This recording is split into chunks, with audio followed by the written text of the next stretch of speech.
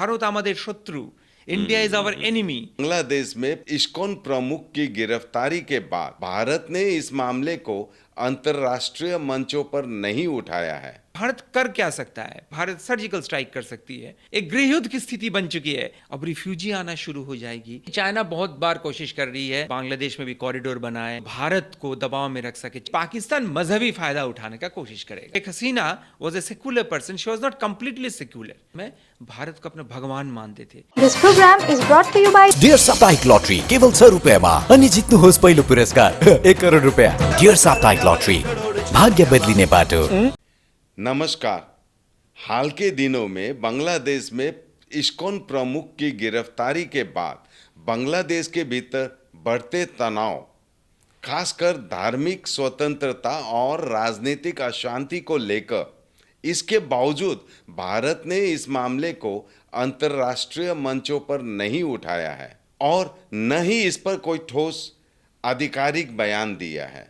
इन्हीं सब बातों को लेकर आज हम चर्चा करेंगे। चर्चा के लिए हमारे साथ मौजूद है वरिष्ठ पत्रकार पराग विश्वास। स्वागत है पराग जी आपका एसके लाइव के स्टूडियो। नमस्कार। सबसे पहले आप बांग्लादेश की परिस्थिति, खासकर आए दिन हिंदुओं पर अत्याचार हो रहे हैं, उस पर दर्शक को जानकारी दीजिए। अशांति का मुख्य कारण क्या है, खासकर इस्कॉन प्रमुख की गिरफ्तारी के बाद? जी बिल्कुल, देखिए अभी जो स्थिति उत्पन्न हुई है इसका एक इतिहास है, बहुत लंबी इतिहास है। अगर अंतर्राष्ट्रीय स्तर पर आप देखेंगे तो पूरे दुनिया में डीप स्टेट नाम की एक चीज़ मौजूद है, यानी अगर हिंदी में हम कहें तो गहन अवस्था। ये एक डीप स्टेट एक ऐसी पैरेलल यानी समांतर सरकार बनाने की कोशिश रही है, सिर्फ दहशतगर्द या कट्टरपंथियों का नहीं, आमतौर पर कुछ मिलिट्री सामरिक स्थिति के लोग और सिविलियन जो है ये मिलकर ये डीप स्टेट, बहुत दिन पुरानी ये कंसेप्ट है, टर्की से इन्होंने शुरू किया था। डीप स्टेट क्या है? पैरेलल गवर्नमेंट, जैसे बताया दर्शकों को मालूम होगा। समांतर सरकार, समांतर सरकार यह है कि सरकार जब चल रही, हुकूमत चल रही है, उसके साथ साथ कुछ अपने हुक्मरान बन जाते हैं कर्टेन के पीछे, पर्दे के पीछे, जो उस पर पूरा प्रभाव अपना पूरा विस्तार करना चाहते हैं, इन्फ्लुएंस करना चाहते हैं सरकार पर। अब ये जो डीप स्टेट है इसको 2016 के बाद अमेरिका खत्म करने का सोची है। इनका जो दबदबा है इसे खत्म करना है और इसमें प्रमुख भूमिका निभा रहे हैं डोनाल्ड ट्रंप। नवंबर में जब वो इलेक्शन जीत कर अभी आए हैं, इसी नवंबर में, तो उन्होंने तुलसी गबार्ड को अपना डायरेक्टर ऑफ नेशनल इंटेलिजेंस बनाया। ये सोचने की बात है, दुनिया के लोग इस चीज़ पर सोच रहे हैं और इस पर चर्चा भी हो रही है। डीप स्टेट के पूरे तरीके से खिलाफ है वो, और वो इस्कॉन से बिलोंग करती है। डोनाल्ड ट्रंप को उनको बनाने के पीछे भी ये एक बहुत बड़ा मकसद था कि डीप स्टेट चूंकि एक सामरिक शक्ति का आगे आने का प्रयास है, कोशिश है, तो उन्हें रोकने के लिए उन्होंने डायरेक्टर ऑफ नेशनल इंटेलिजेंस बनाया है इस महिला को, तुलसी गबार्ड को, जो कि हिंदू है और इस्कन के बहुत बड़े फॉलोअर रह चुकी हैं, अभी भी है वो फॉलोअर। अब क्या हुआ है, पूरे दुनिया में आप देखेंगे इजराइल हमास के खिलाफ लड़ाई करने के बाद जो हुआ है, स्थिति उत्पन्न हुआ है, दहशतगर्द किसी भी मुल्क के और किसी भी मजहब के क्यों ना हो, जो दहशतगर्द है, जो कट्टरपंथी है, वो थोड़ा सा इनसिक्योर महसूस कर रहे हैं पूरे दुनिया में। उनको ये लग रहा है कि ये जो डीप स्टेट खत्म करने की बात हो रही है और साथ ही साथ गबार्ड, तुलसी गबार्ड को ले आना सामने और उसके बाद डोनाल्ड ट्रंप के वापस आना हुकूमत में, ये सारी चीज़ों को मिलाकर, उधर यूक्रेन के खिलाफ रशिया लड़ाई कर रही है, ये सारी चीज़ों के स्थिति में, इसके संदर्भ में अगर दुनिया में दहशतगर्दों को हम रखें तो उनका स्थिति खराब से खराब होते जा रही है कहीं ना कहीं। मतलब आने वाले समय में आने वाले समय में आपका कहने का बिल्कुल। और जहाँ तक बांग्लादेश, अब हम बांग्लादेश में रिटर्न कर रहे हैं, हम पूरे दुनिया के बारे में थोड़ा चर्चा कर ली, अब हम बांग्लादेश का स्थिति अगर देखें, दर्शक जानना चाहेंगे कि इसको आप बांग्लादेश के साथ कैसे जुड़ रहे हैं। बांग्लादेश के साथ हम इसलिए जुड़ रहे हैं कि बार बार भारत के जो राजनीतिक विश्लेषक हैं वो बार बार ये कह रहे हैं कि समीक्षा ये कह रहा है कि डोनाल्ड ट्रंप के वापस आने के बाद बांग्लादेश, पाकिस्तान ये थोड़ा सा पीछे हटेंगे। क्यों? यही वजह है, डीप स्टेट उसकी वजह है। क्योंकि डोनाल्ड ट्रंप ये चाह रहे हैं कि अपना साम्राज्य विस्तार करे, हर हुकूमत में आने वाले लोग वही करना चाहते हैं, और उनका करीबी रिश्ता है हमारे मोदी जी से और भारत से। आपने देखा होगा कि डोनाल्ड ट्रंप आने के बाद से हम दोनों मुल्कों के दरमियान जो ताल्लुकात थे वो बेहतर से बेहतर हुई है। अब इस स्थिति में पाकिस्तान और बांग्लादेश थोड़ा खतरा महसूस कर रहा है। पाकिस्तान देखिए बार बार 1971 के बाद से उसने कोशिश किया है कि भारत के अंदर एक बांग्लादेश बनाए। वो जो घाव है पाकिस्तान का, जो घाव इंदिरा गांधी ने उसे दिया था। बांग्लादेश की स्थिति ये है कि पाकिस्तान के जुड़ा हुआ है, क्योंकि मशरकी पाकिस्तान, मगरबी पाकिस्तान, ईस्ट और वेस्ट पाकिस्तान दोनों पाकिस्तान थी, अब अलग हो चुका है। अब दोनों हाथ तो क्या, आपको सर भी काट दिया बांग्लादेश का। तो अभी क्या हुआ है, बांग्लादेश में जो कट्टरपंथी थे, शेख हसीना का उस समय रहने की वजह से, क्योंकि मुजीबुर रहमान धर्मनिरपेक्षता को बढ़ावा देते थे। धर्मनिरपेक्ष देश बांग्लादेश नहीं है, वो इस्लामी रास्ते पर ही चलते हैं, बात सही है। इसके बावजूद भी, इस्लामिक होने के बावजूद भी, जैसे कि विदेशों में आप देखेंगे कि बहुत सारे देश हैं जो क्रिश्चियन कंट्रीज हैं, लेकिन उसके बावजूद भी वहाँ पे अल्पसंख्यक महफूज हैं। लेकिन बांग्लादेश में क्या हो रहा था, बार बार जमात और बीएनपी जो कि कट्टरपंथियों द्वारा बनाई गई है काफ़ी हद तक जियाउर रहमान के जाने के बाद से, वहाँ पे क्या हुआ है, ये बार बार ये जो छात्र आंदोलन, हमने पिछले दफ़ा जब आपके स्टूडियो में चर्चा किया था तो हमने छात्र आंदोलन के बारे में बताया था। ये छात्र आंदोलन के पीछे कहीं ना कहीं इनका छुपा हुआ मकसद था। छात्र आंदोलन इतना बढ़ चुका और इतना ऑर्गेनाइज तरीके से होने लगा, उससे हम सभी को महसूस होने लगा कि इससे पीछे जमात है, और वाकई में जमात था, और इसके पीछे कट्टरपंथी है और बीएनपी है, खास करके बांग्लादेश नेशनलिस्ट पार्टी। उनका मकसद क्या था? उनका मकसद ये था कि हम इस्लाम के रास्ते पर पूरी तरह बांग्लादेश को ले जाएंगे। लेकिन आज भी वहाँ पे आप देखेंगे कि 6 लीडर को, जो कि मुस्लिम कम्युनिटी से बिलोंग करते हैं, शेख हसीना के जो लीडर्स थे, उनको अरेस्ट किया गया, गिरफ्तार किया गया है, यानी अवामी लीग का। अवामी लीग के बहुत सारे लोगों के खिलाफ धावा बोली गई है, और वो अल्पसंख्यक नहीं है, वो बहुसंख्यक ही है। तो ये लड़ाई अल्पसंख्यक और बहुसंख्यक के बीच तो है, लेकिन कहीं ना कहीं इसके पीछे अवामी लीग वर्सेस बीएनपी एंड जमात है। वो दोनों ही कोशिश कर रहे हैं कि हम कुछ करें। और अभी आप देखेंगे कुछ दिनों से जो हिंदू जागरण वहां पे हुई है, या आपने शुरू में कहा कि हिंदुओं के खिलाफ लगातार हिंसा सिर्फ इतना नहीं है, आप देखेंगे वहां पे चर्चेस पे को भी आग लगाई गई है। ऐसा ऐसा समाचार आई है, अलग अलग समुदाय का, जैन, बौद्ध, ईसाई, सिख, हर किसी के खिलाफ। यानी वो चाह रहे हैं कि हम एक ऐसा ऑर्डर स्थापित करें जहां पे कट्टरपंथी आए। और सबसे मजे की बात यह है कि जिस तरीके से नरसंहार वहां पे हो रही है, मंदिरों को जलाई जा रही है, जो रिपोर्ट्स आ रही है, चर्चेस पे आक्रमण हो रही है, गिरजाघरों पर, ऐसा तो हमने पाकिस्तान में भी नहीं सुना है। और सबसे बड़ी मुश्किल की बात यह है कि वहाँ का हुकूमत इस चीज़ को मानना नहीं चाह रही है, और चूंकि उनकी हुकूमत मानना नहीं चाह रहा, उनका रवैया ऐसा है कि नहीं, ऐसा कुछ भी नहीं हो रहा है। जो कुछ भी कहा जा रहा है कि अल्पसंख्यकों का धर्म स्थलों को ढा दिया जा रहा है, मिसमार कर दिया जा रहा है, ऐसा बिल्कुल नहीं है। वो डिनायल मोड में है, वो मानना ही नहीं चाह रहे हैं। और इससे जो स्थिति उत्पन्न हुई है, अभी जो बांग्लादेश की स्थिति है, यही देखिए, वो मानना नहीं चाह रहे हैं। जब अवामी लीग के खिलाफ लड़ाई कर रहे थे छात्र, वहाँ के विद्यार्थी, तो उस समय ये कहा जा रहा था कि तानाशाही के खिलाफ हम लड़ाई कर रहे हैं। और यही यूनिस था बंदा जो विदेश में बैठ के उन्होंने कहा था कि भारत क्यों कुछ नहीं कर रहा है, स्थिति इतना बुरा है। लेकिन वही इंसान जब आज प्रधानमंत्री बने इंटरिम सरकार के, वह भी क्या कह रहे हैं कि let us mind our own business and you mind your own business. आप आपके बारे में सोचिए, भारतीय सरकार को कह रहे हैं, और हमको अपना घर के बारे में सोचने दीजिए।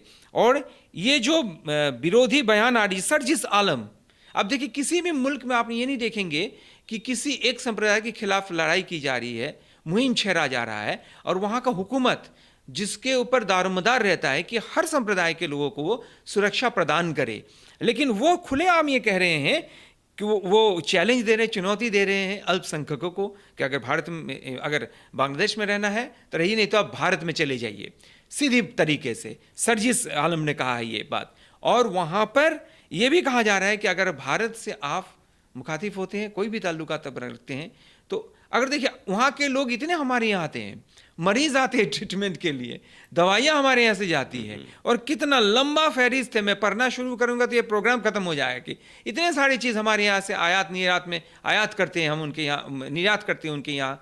तो इस स्थिति में बांग्लादेश में ये इसीलिए हुआ है क्योंकि कट्टरपंथी जो है वो ये चाह रहे हैं कि वो कहीं ना कहीं, देखिए उनको पता है कि बहुत सारी चीज़ें भारत से जाती है, अगर हम वो बंद कर दें, अनाज, गेहूँ, आलू, उसके बाद आपका क्या कहते हैं चीनी, इस तरह की चीज़ें जो मुहैया की जाती है, उनके वहाँ पे मटेरियल्स भी आती है, तरह तरह की चीज़ें, यहाँ तक कि उनके यहाँ टोटो भी जो बनती है, ऑटो भी बनती है, उसका सामग्री भी हमारे यहाँ से जाती है। उनको पता है कहीं ना कहीं बांग्लादेश के मार्केट को पकड़ने की कोशिश चाइना भी कर रहा है। देखिए कहीं भी स्थिति खराब होती है ना, अस्थिरता पैदा होती है, तो वहाँ पे बहुत सारे इंटरेस्ट चली आती है। वही हो रहा है बांग्लादेश में, यही मुख्य कारण है, बहुत सारे कारण एक साथ है। अच्छा, अभी जैसे कि शेख हसीना पूर्व प्रधानमंत्री जो अभी भारत में हाई सिक्योरिटी में बैठी हुई हैं, और जिस हिसाब से बांग्लादेश में तनाव, अशांति देखी जा रही है, लेकिन अंतर्राष्ट्रीय मंच पे भारत ने अभी तक कोई भी मतलब मदद नहीं मांगी है या उनको कुछ नहीं बोला है। दूसरा, आधिकारिक ठोस आधिकारिक बयान, इसे मैं ये कहूँगा कि ठोस आधिकारिक बयान अभी तक भारत सरकार का नहीं आया है इस पर इसको आप किस तरह से देखते हैं? हाँ, और सबसे मज़े की बात यह है कि भारत सरकार भारतीय जनता पार्टी का सरकार है और वो हिंदुत्व के लिए जाने जाते हैं, लेकिन इसके बावजूद भी कोई ठोस आधिकारिक फॉरेन मिनिस्ट्री से आया है स्टेटमेंट, उन्हें सावधान किया गया है, और सावधान किया गया है, पार्लियामेंट में उनका मतलब पलटवार किया है यूनिस ने कि आप अपना बारे में सोचिए, हमारे दखलंदाजी, हमारे देश में दखलंदाजी नहीं करना है। लेकिन आधिकारिक मतलब जो नहीं आया है। हाँ, इसका कारण ये मैं बता रहा हूँ आपको। आपने जो कहा शेख हसीना के बारे में आपने कहा ना, ये बेगम हसीना हमारे यहाँ पे है, महफूज है, और उन्हें वो चाह रहे थे। आपने देखा होगा कुछ दिन पहले ये जो स्थिति शुरू हुई है, इससे थोड़े दिन पहले वो भारत सरकार से ये आग्रह उन्होंने किया था, विनती की थी यूनिस ने कि आप उन्हें हमारे पास दे दीजिए, हम उनका विचार करेंगे। क्यों?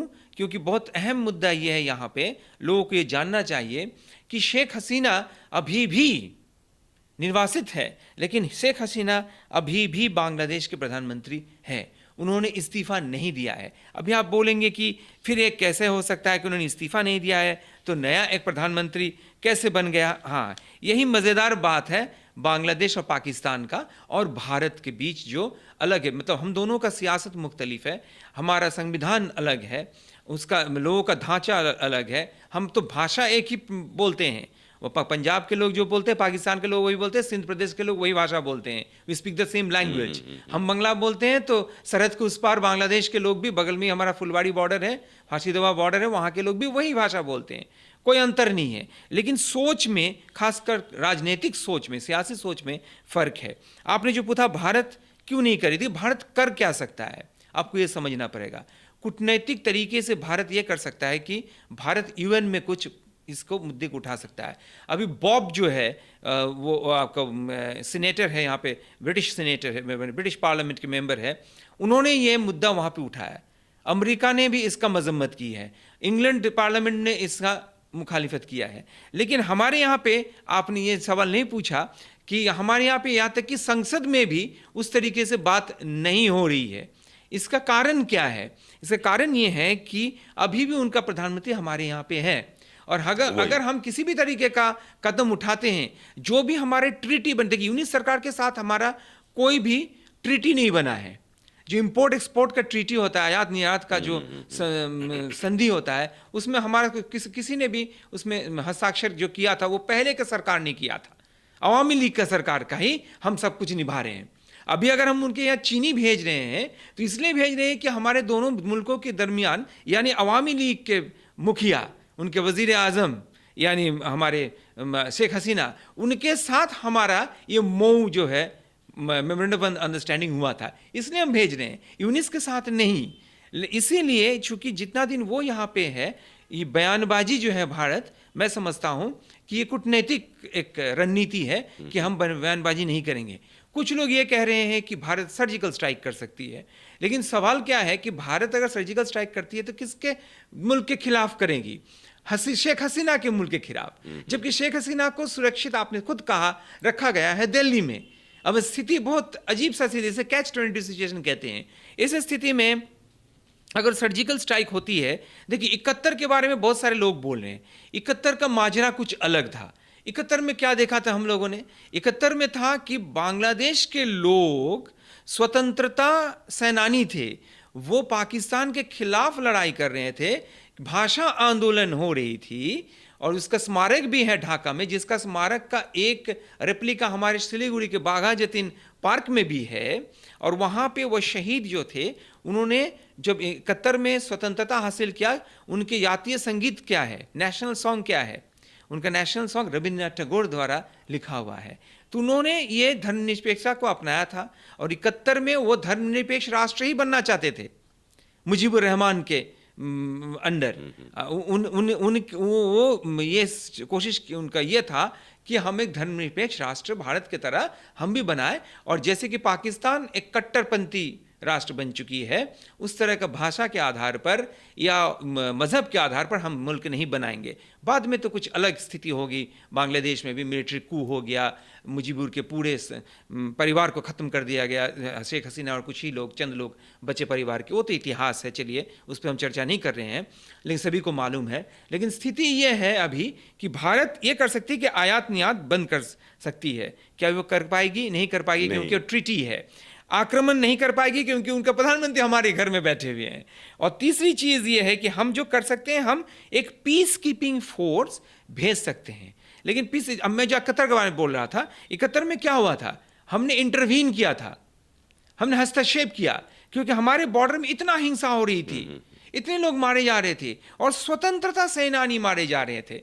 यहां पे क्या हो रहा है? यहां पे वहां पे गृह युद्ध हो रहा है, एक गृह युद्ध की स्थिति बन चुकी है। अब हम जाए तो वहां पे क्या करें? हिंदुओं को बचाने के लिए जाए, ये मुसलमानों को समझाने के लिए जाए, जो कट्टरपंथी मुसलमान काम दूसरे करें। ये जो मैं बता रहा हूं, जो बहुसंख्यक बहुत सारे लोग हैं। अभी मेरी बात हो रही थी किसी के साथ, बांग्लादेश के साथ, वो बहुसंख्यक के आदमी है, और उन्होंने मजम्मत किया, फोन पर ही मुझे बताया कि हम सारे लोग यहाँ पे जो अच्छे सोच के लोग हैं, हम इकट्ठे हो रहे हैं कि भारत के जो फ्लैग पे ये चले हैं, वहाँ पे बुएट में, Bangladesh university of engineering technology, और कर्जन हॉल, कितना उसका एक विरासत है कर्जन हॉल का ढाका यूनिवर्सिटी में। वहाँ पे विद्यार्थी, आप सोचिए किस तरह के सोच हो सकता है। वो भारत, इजराइल और अमेरिका के जो ये है आपका फ्लैग है, उस पर उन्होंने चलना शुरू कर दिया, और उससे होकर वो अंदर जा रहे हैं, उसके रोंद के जा रहे हैं अंदर पैरों के तले। ये कितना कितना कितना मतलब असभ्य व्यवहार है ये हो रही है। लेकिन वो उसी देश के मुल्क के लोग बहुत सारे लिख रहे हैं। एक हाजी जी है, वो भी कह रहे थे, वो कह रहे हैं कि किस तरीके से देशद्रोहिता है, जिस तरीके से चिन्मयानंद को पकड़ा गया, किस तरीके से देशद्रोहिता है। तो आपने जो पूछा कि भारत तो क्या कर सकती है, आपको क्या लग रहा है कि भाई कब तक ये स्थिति सामान्य होने का कोई आसार अभी नजर आ रहा है? सामान्य तभी हो सकती है जब बांग्लादेश का हुकूमत अभी जो है, जो इंटरिम गवर्नमेंट है, वो अगर ये मानते हैं, दो सिचुएशन में स्थिति सामान्य हो सकती है। बहुत अच्छा सवाल आपने पूछा, मैं उधर ही जा रहा था। एक तो ये कि इंटरनल करेक्शन हो, यानी वहां के लोग, वहां के लोग ये समझे, जो वहां के सेकुलर माइंडेड बहुसंख्यक लोग है वहां पे बहुत सारे लोग हैं, वो सामने आए। क्या होता है ना, जो कट्टरपंथी होते हैं, खास करके वो हिंसक भीड़ होते हैं, वो हिंसा पर उतारू होते हैं, और जो इंटेलेक्चुअल लोग होते हैं, जो अच्छे विचार के लोग होते हैं, वो उनके साथ आमना सामना उनका करना मुश्किल हो जाता है। वो क्या कर सकते हैं, वो लोगों को समझा सकते हैं, वो समझा रहे हैं। ये एक स्थिति है, ये इससे हो सकता है, ये एक प्रक्रिया है। दूसरी प्रक्रिया यह है कि सबसे पहले यूनुस को यह मानना पड़ेगा कि हाँ, वहाँ पे नरसंहार हो रही है, वहाँ पे अवामी लीगों के लोगों के साथ बीएनपी और जमात के लोगों का झड़प हो रहा है, चाहे वो किसी भी मजहब के क्यों ना हो, वहाँ पे गृह युद्ध का स्थिति है, ये तो मानना पड़ेगा। और कल भी जुम्मे की नमाज के बाद मंदिर जला दिया गया है, तो ये सारी चीज़ों को तो माननी पड़ेगी। वो मानना ही नहीं चाह रहे, वो डिनायल मोड से निकलना पड़ेगा, तो हो सकता है। तीसरा चीज़ ये है, भारत, जहाँ पे आप पूछ रहे थे क्या कर सकती है, भारत जो कर सकती है, Indian peace keeping force NATO जैसा करती है, यूएन के सहायता से इसे तुरंत सिक्योरिटी काउंसिल में इसको उठाना चाहिए और भारत को ये कहना चाहिए कि हम, चूंकि हमारे मुल्क के लोग वहां पे सफर कर रहे हैं, वही हमारे मुल्क के लोग, मतलब हमारे सिटीजन नहीं, लेकिन जिनका ओरिजिन इंडिया के साथ जुड़ा हुआ है, जैसे कि आपको याद है liberation tigers of Tamil Eelam, आपको याद होगा 1987 साल में श्रीलंका में क्या स्थिति हुई थी, भारत श्रीलंका का समझौता हुआ और उस समझौता के तहत हमने वहां पे आईपीकेएफ भेजा, या वो इंटरनेशनल पीस कीपिंग फोर्स बन सकती है, क्योंकि ऐसा तो चल नहीं सकता। लेकिन एक बहुत खराब चीज जो मैं देख रहा हूं दुनिया में, यूक्रेन के साथ रशिया की लड़ाई हो रही है, वहां पे पीछे से लोग सहायता दे रहे हैं, उकसा रहे हैं, लेकिन सामने आके इतने सारे बच्चों, ये तो ह्यूमन राइट्स प्रॉब्लम है ना, ये हर नागरिक को सोचना चाहिए दुनिया का, उसको हम रोक नहीं पा रहे हैं। क्या कर रहे हैं हम इजराइल के साथ हमास का लड़ाई हो रहा है, कितने सारे लोग, innocent people are getting killed, निर्दोष लोग मारे जा रहे हैं, उसका दुनिया क्या कर रही है। हमको डर लग रहा है कि हमारे बिल्कुल पड़ोसी, यहां से 10-12 किलोमीटर, जहां पे हम स्टूडियो में बैठ के बात कर रहे हैं, 15 किलोमीटर के अंदर अंदर हम लोग बांग्लादेश का सरहद है कि नहीं, वहां पे लोग मारे जा रहे हैं। अब रिफ्यूजी आना शुरू हो जाएगी और सबसे खराब स्थिति जो होगा, मैं आपको बता रहा हूं सर, रिफ्यूजी आना शुरू होगा और दोनों ही तरफ के कट्टरपंथी जो एलिमेंट्स है, बांग्लादेश के, पाकिस्तान के और भारत के, ये फायदा उठाने की कोशिश करेंगे, सियासी फायदा, ये झगड़े। चलिए आगे चलते हैं।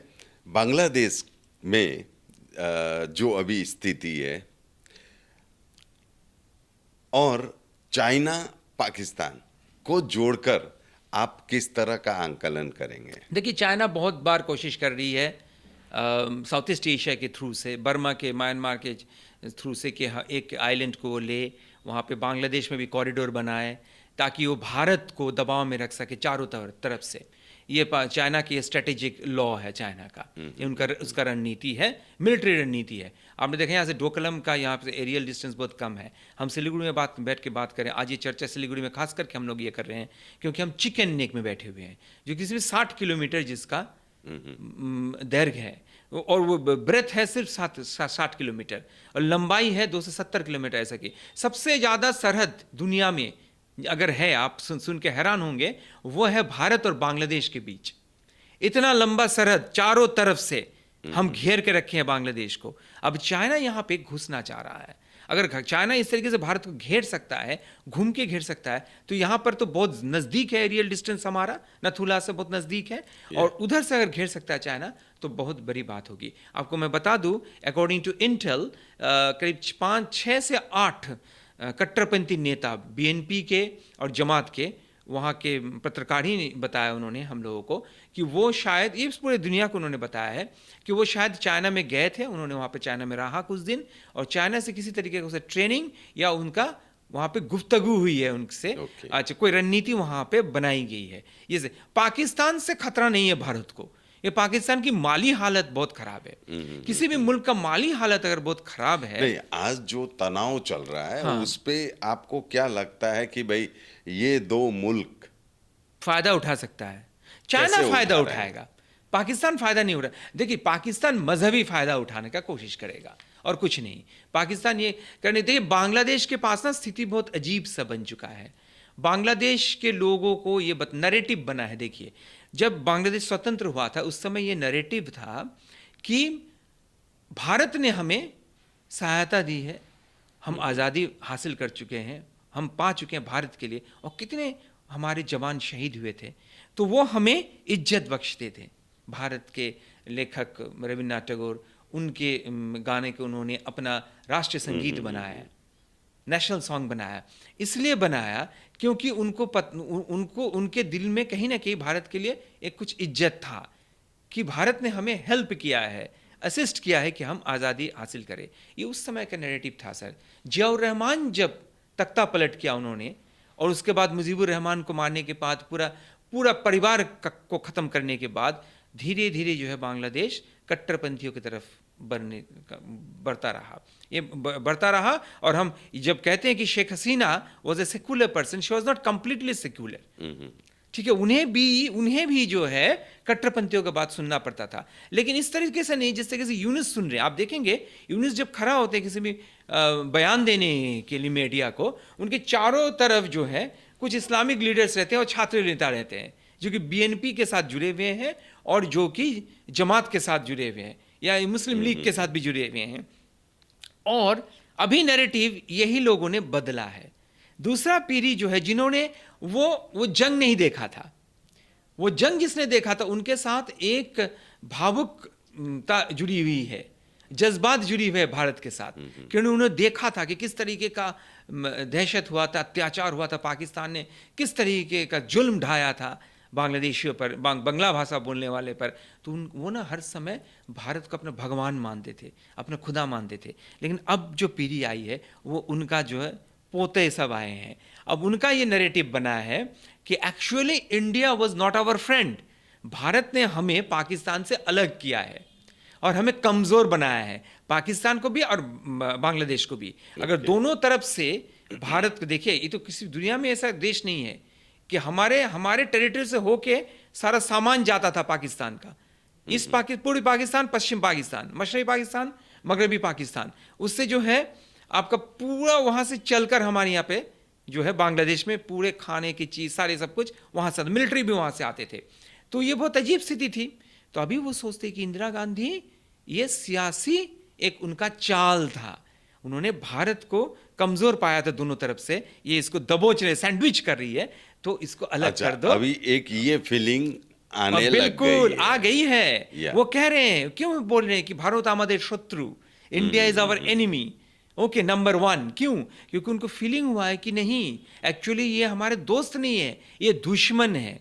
दुश्मन जो दोस्त के मुखौटे पहन के इन्होंने आया था, अलग कर दिया ताकि वो इत्मीनान से अपना सुरक्षित रह सके, कोई दबाव न पड़े दोनों तरफ से, सामरिक दबाव। चलिए आगे बढ़ते हैं और अब आपसे जानना चाहेंगे, जैसे आपने कहा कि सिलीगुड़ी चिकन नेक स्ट्रेटेजिकली रणनीतिक इसका महत्व जो है कि आज मान लीजिए भूटान, नेपाल एंड बांग्लादेश से घिरा हुआ है, और जिस हिसाब की स्थिति आज बांग्लादेश में हो रखी है, और सिलीगुड़ी चूंकि उसके बिल्कुल बगल में है, तो यहाँ पे क्या फर्क पड़ सकता है या क्या हो सकता है? सिलीगुड़ी की स्थिति के बारे में आप क्या कहेंगे? बहुत अहम सवाल है ये। सबसे पहले ये देखिए, शरणार्थी जब समस्या होती है तो सबसे ज़्यादा हमें झेलना पड़ सकता है। पेट्रापोल बेनापोल भी है, बहुत सारे बॉर्डर्स है, लेकिन हमें तो ये शरणार्थी समस्या झेलना ही पड़ेगा। सबसे बड़ी बात है, आप देखिए 1971 साल में 15% अल्पसंख्यक थे, अभी घटकर वो 8% बन चुकी है। इसका मतलब वो शरणार्थी बने हैं, भारत में आए, असम में गई, हमारे यहाँ आई है। दूसरी चीज़ ये है कि ये जो चाइना को एक ग्रिप मिल जाएगा भारत पर, और वो होगा ये चिकन नेक के जरिए, क्योंकि चाइना बराबर ये चाह रही है कि अगर किसी भी तरफ ये 60 किलोमीटर ब्रेथ का जो एरिया है उसका अगर वो काट सके, चिकन नेक क्यों कह रहे हैं, जो मुर्गी का गला होता है उसे हम काट देते हैं तो पूरा जो है शरीर से अलग हो जाती है ना, नॉर्थ ईस्ट जो है। और आपको याद रखना पड़ेगा कि नॉर्थ ईस्ट से ही बार बार चाइना आक्रमण की है हमको पास्ट में। तो इस तरीके से चाइना तो मदद दे रही है। और बहुत बड़ी चीज़ ये है कि आप जहाँ तक भारत के लिए कह रहे हैं, यहाँ पे बहुत सारे सिलीगुड़ी में भी, अगर मैं सिलीगुड़ी में चला हूँ, कलकत्ता में भी, अब मैं चेन्नई छोड़ रहा हूँ, वहाँ पे तो लोग जाते हैं ट्रीटमेंट के लिए। अगर मैं सिलीगुड़ी का बात करूँ तो बहुत सारे लोग जो है इलाज के लिए यहाँ पर आते हैं, यहाँ से हमारा टूरिज्म के लिए आते हैं, दवाइयाँ मुहैया करवाया जाता है निर्यात के जरिए बांग्लादेश को। अब ये स्थिति अगर ऐसा बन जाता है तो हमें और डर है कि जैसे शरणार्थी आएंगे, कभी भी ऐसा हुआ है, आपने देखा है कि जब मैं आपको बता रहा हूँ, जब नोआखाली में बहुत भीषण तरीके से कम्युनल राइट हुआ था, मजहबी दंगे हुए थे वो 47 में, जिस वजह से अनशन पर बैठ गए थे गांधी जी, उस समय तारापुर में भी हुआ था, एक बहुत ही हिंसक वारदात हुई थी तारापुर में, बिहार में। तो इसका असर हमारे यहाँ पे भी पड़ सकता है। कट्टरपंथी, मैं इसी डर से हूं कि कट्टरपंथी जो है, जो दहशतगर्द है, जो हमारे यहाँ पे ये धर्म के नाम पर सियासी रोटी सेकते हैं, कोई भी किसी भी मजहब का क्यों नहीं, मैं किसी एक मजहब के बारे में नहीं कह रहा हूं, उनको ये बॉर्डर एरियाज में, खास करके नॉर्थ बंगाल में इस स्थिति का लाभ मिल सकता है। जब शरणार्थी आएंगे और वो अपने आंसू के साथ ये सारे कहानी सुनाएंगे, तो यहाँ पे लोगों पे भड़ास हो सकती है और उसका सियासी लाभ यहाँ के जो कट्टरपंथी नेता है, किसी भी मजहब का क्यों ना हो, वो उसका लाभ उठा सकते हैं। नंबर 1। नंबर 2, इस स्थिति का पर जायजा रख रही है चाइना बहुत करीब से, क्योंकि चाइना अजीब सा स्थिति है, उइगुर मुसलमानों के खिलाफ बहुत ज्यादा मुहिम छेड़ के रखे, बहुत ज्यादा अत्याचार के लिए। इसके बावजूद भी बांग्लादेश और पाकिस्तान चाइना की तरफ घूम रही है, क्योंकि बांग्लादेश का वो नैरेटिव है, न तो वापस पाकिस्तान के पास जा सकता है, और चाइना से अगर उसको क्या चाहिए, उसको चाहिए इंपोर्ट ऑफ गुड्स, तो वो चाइना से यही चीज वो चाइना से ले सकता है। तो चाइना का एक इंटरेस्ट रहेगा चिकन नेक पर, और उसका दबाव जो है वो ज्यादा कर पाएंगे। मान लीजिए चाइना अगर बेस कर लेती है, जैसे रशिया ने अफगानिस्तान में किया था।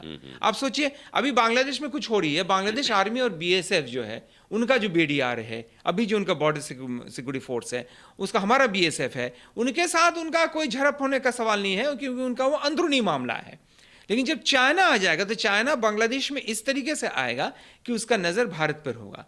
तो अब एक बहुत नाजुक स्थिति है। आप जो बता रहे हैं ना कि भारतीय सरकार स्थिति पर नजर रखी हुई है बराबर, क्योंकि अगर China shows an interest suddenly, तो भारत को भी मूव करना पड़ेगा, क्योंकि ये 71 वाला मामला है नहीं, ये पाकिस्तान के साथ जंग नहीं है, पाकिस्तान आने वाला नहीं है उतना दूर से, अभी आएगा भी अगर तो चाइना के मदद से, या चाइना भी आएगा तो पाकिस्तान के मदद से। तो हमारे यहाँ स्थिति बहुत ही गंभीर और नाजुक बन सकती है।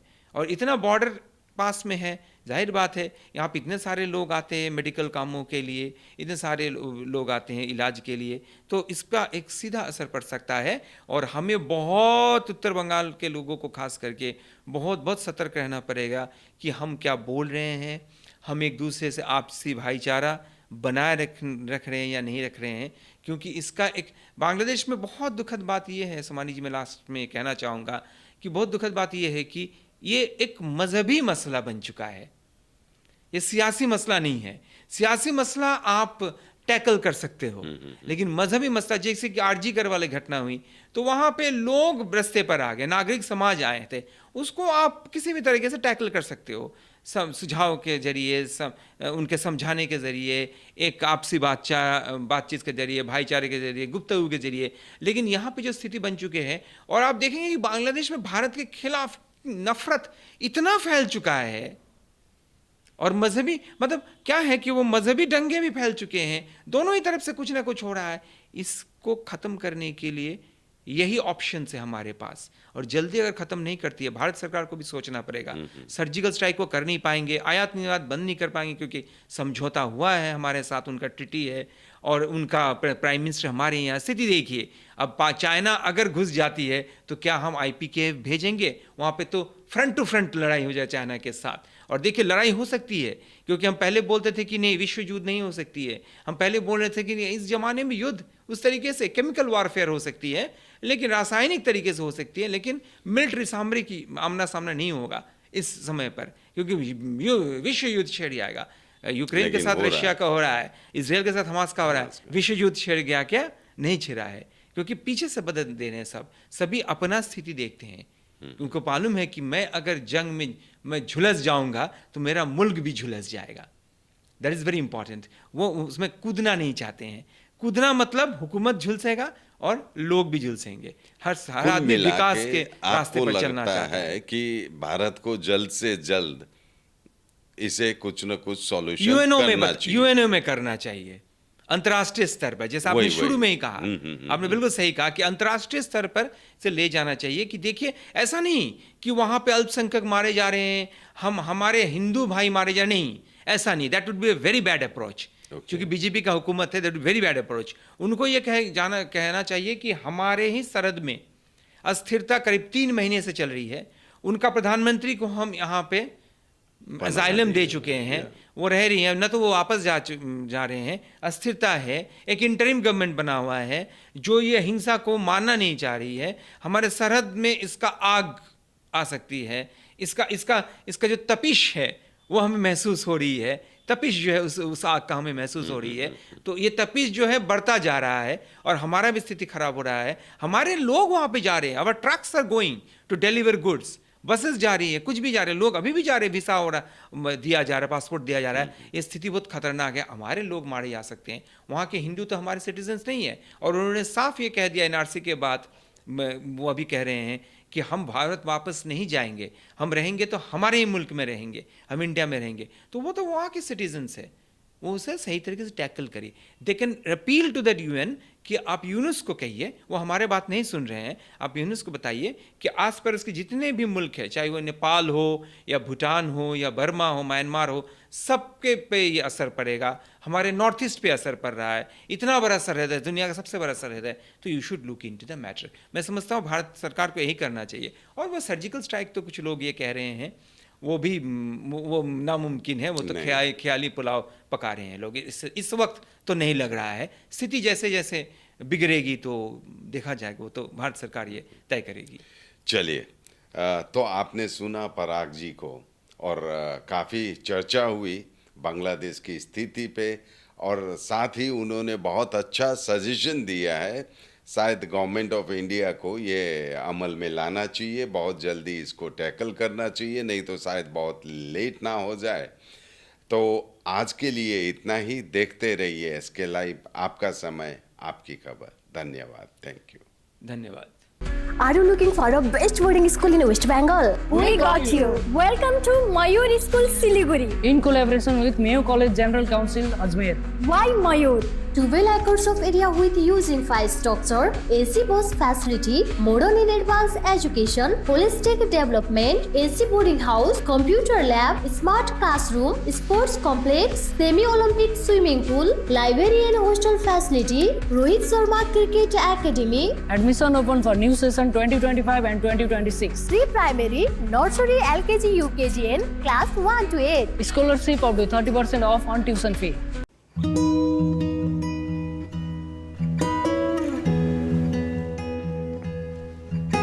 समय में रोपे को बिरु वाले बेला बेला मलजल पाए एक दिन रूख भैरो फलफूल दिन्छ त्यसरी नै एसआईपी मा ससानो रकम लगाउनु गर्दै गरी ती रकमहरू भविष्यमा ठूलो रूप लिन सक्छ एवं तपाईले धनवान पनि बनाउन सक्छ।